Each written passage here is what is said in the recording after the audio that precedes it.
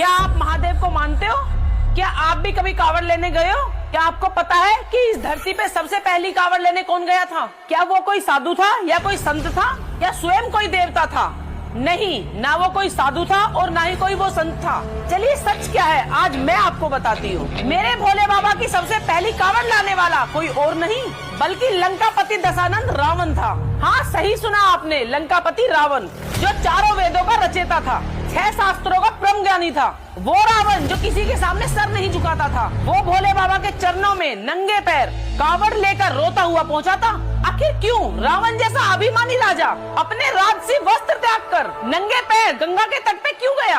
आखिर ऐसा क्या हो गया था जो रावण को कांवड़ लानी पड़ी? और आज बात सिर्फ कांवड़ की नहीं होगी, आज मैं तुम्हें भोले बाबा के रहस्यों से रूबरू कराऊंगी। अपनी सांसें थाम लो और सुनो उस काल चक्र की सबसे भयानक और अमर दास्तान। जरा याद करो उस काल चक्र को।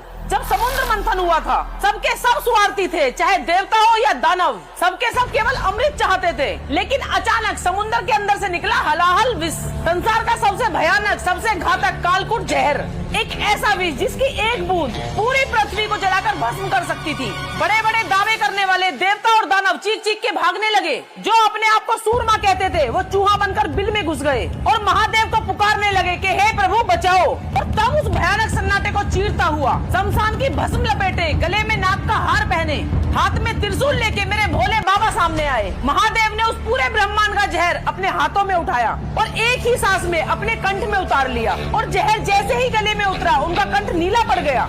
इसीलिए भोले बाबा का नाम पड़ा नीलकंठ। लेकिन विष की ज्वाला इतनी भयंकर थी कि महादेव का शरीर आग की भट्टी की तरह दहकने लगा। लेकिन जब लंकापति रावण ने ये सब देखा कि उनके स्वामी उस विष की ज्वाला से तड़प रहे हैं, तो रावण की आत्मा रो पड़ी। रावण ने नंगे पैर दौड़ते हुए बांस की लकड़ी काटी, घड़े बांधे और इस ब्रह्मांड की सबसे पहली कांवड़ बनाई। और फिर रावण गंगा नदी पर पहुंचा, शीतल गंगा जल भरा और बिना रुके पैदल दौड़ते हुए पूरा महादेव पहुंचा। उसने उस कांवड़ के गंगा जल से महादेव का महाअभिषेक किया, तब जाके मेरे भोले बाबा की ज्वाला शांत हुई। लेकिन क्या तुम जानते हो रावण की भक्ति केवल जल चढ़ाने तक सीमित नहीं थी।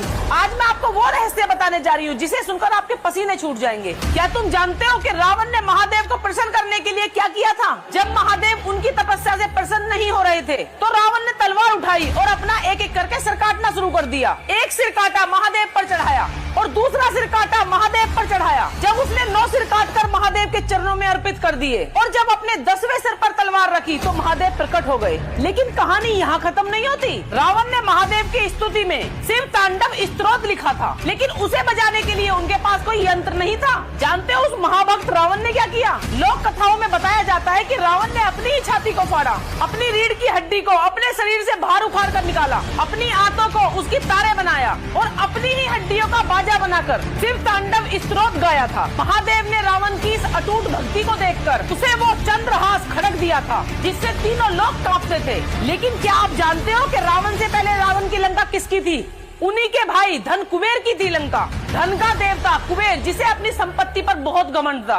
कुबेर एक दिन कैलाश पर्वत पहुंचा और भोले बाबा से कहने लगा, हे महादेव, आप इस बर्फ पर नंगे बदन क्यों बैठते हो? चलिए लंका में मेरे सोने के महल में रहिए। महादेव मुस्कुराए और उन्होंने कुबेर की तरफ देखा, अपने पैर के अंगूठे से जमीन को हल्का सा दबाया। उसी पल पाताल लोक से करोड़ों अरबों सोने और हीरे के पर्वत बाहर निकल आए। महादेव ने कुबेर की आंखों में आंखें डालकर कहा, कुबेर, तुम्हें जिस धन पर घमंड है वो मेरे पैर की धूल के बराबर भी नहीं है। जो इस पूरे ब्रह्मांड का मालिक है उसे सोने के महल की जरूरत नहीं होती। क्या तुम जानते हो भोले बाबा शमशान की भस्मी क्यों लगाते थे? सोने चांदी के गहने क्यों नहीं पहनते थे जैसे और देवता पहनते हैं? क्योंकि भोले बाबा को बहुत अच्छे से पता था ये दुनिया एक छलावा है। तुम चाहे कितने ही बड़े राजा बन जाओ, तुम्हारे पास कितना ही पैसा आ जाए, एक दिन तुम्हारा ये घमंडी शरीर इसी शमशान में जल के राख हो जाएगा। मेरे भोले बाबा शमशान की भस्म अपने शरीर पर मलकर पूरी दुनिया को यह संदेश देते थे कि अरे ओ इंसान, घमंड मत कर। अंत में तेरा ये अहंकार, तेरी सुंदरता और तेरा पैसा सब इसी भस्म में मिल जाने वाला है। आज कुछ लोग मंदिर जाते हैं और 2 फूल चढ़ाकर सोचते हैं कि तुमने भगवान को खरीद लिया है। तुम 1 लोटा जल चढ़ाकर भोले बाबा के सामने बोलते हो मुझे ये दे दो, वो दे दो। अरे मांगना बंद करो। अगर आपको बनना है तो भोले बाबा के के निश्चल भक्त बनो, जिसके मन में निस्वार्थ प्रेम हो, जो दूसरे के दुख का जहर भी खुद पी सकते हो। वही सच्चा शिव भक्त है। अगर तुम्हारे मन में नफरत और अहंकार है तो तुम्हारा कावड़ उठाना, तुम्हारा ढोंग करना व्यर्थ है। अपने अंदर के अहंकार और वासना की बलि चढ़ाओ, वही तुम्हारी सच्ची कावड़ होगी। याद रखना, तुम उस परंपरा के वाहक हो जिसे लंकापति रावण ने शुरू किया था। तुम उस महाकाल के भक्त हो जो अनादि है, अनंत है, जिनके नाम मात्र से काल भी कांप उठता है। इसलिए अपने डर को और अपने छल को महाकाल के चरणों में अर्पित कर दो। जिसके सिर पे नीलकंठ मेरे महादेव का हाथ हो, इस पूरी दुनिया की ताकत उसका बाल विवाह का नहीं कर सकती। और अंत में सिर्फ एक बात बोलना चाहूंगी, अकाल मृत्यु वो मरे जो काम करे चंडाल का, और काल उसका क्या करे जो भक्त हो महाकाल का। हर हर महादेव।